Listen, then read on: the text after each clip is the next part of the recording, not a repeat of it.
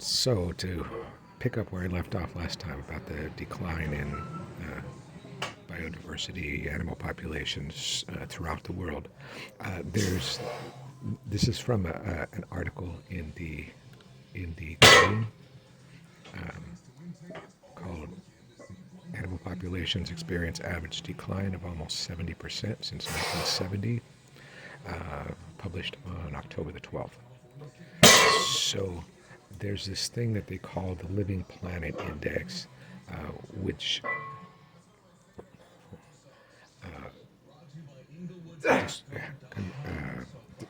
describes animal populations and says 5,230 animal species to measure changes in the abundance of wildlife. So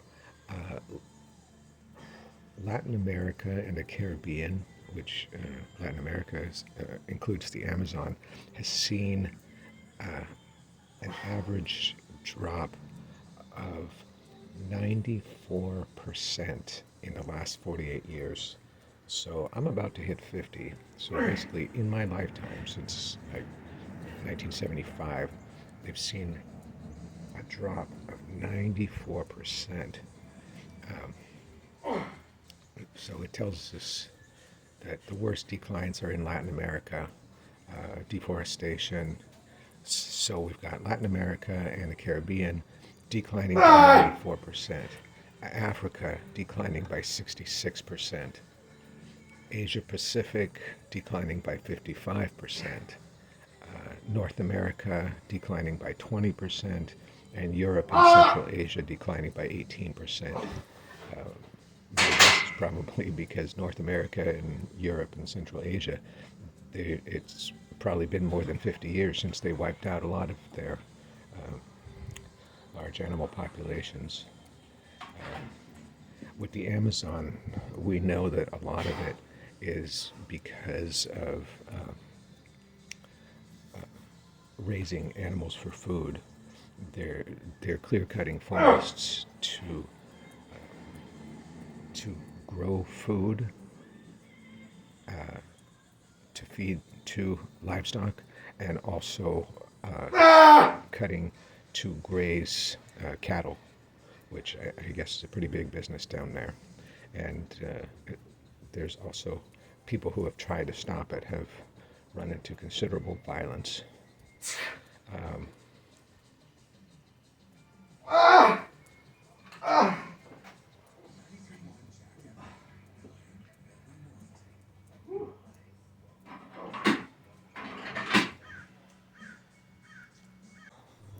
So there's a quote here that says, despite the science, the catastrophic projections, the impassioned speeches and promises, the burning forests, submerged countries, record temperatures, and displaced millions, world leaders continue to sit back and watch our world burn in front of our eyes. The climate and nature crises, their fates are intertwined, are not some faraway threat our grandchildren will solve with still to be discovered technology. No, they're happening now. And I I worry about what the planet that we're leaving for our children. And yeah, these things are intertwined. Some of it, the climate, is causing us to damage the habitats of these animals. Sometimes we're we're damaging the habitats, and they can go both ways too, because if we're clear cutting the Amazon, then that's one of the world's largest carbon sinks, and it's not going to be able to do that anymore once we've clear cut all the trees. The other thing is that the world leaders are not doing anything because, unfortunately, today the people that we have in power, whether it's autocratic leaders like Putin or supposedly democratic leaders even in our own country or in Western Europe, they're still so beholden to big money interests.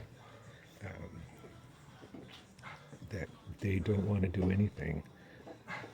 We've all heard, we've all heard politicians and business leaders talking about, yes, we want to do things to protect the environment, but we have to do it. We can't tank our economy doing it or something like that. Well, you know what? By not doing anything, we're going to tank the economy. How much is that damage going to cost from Hurricane Ian? There's a lot of people. There's a lot of people right now voting against their interests in Florida by voting for climate deniers or climate delayers, which is almost the same thing. Those people's homes are going to be underwater in a couple decades. It's not. It's not way out there. It's not 10,000 years into the future. It's just might be 30 years into the future. I mentioned this last part here.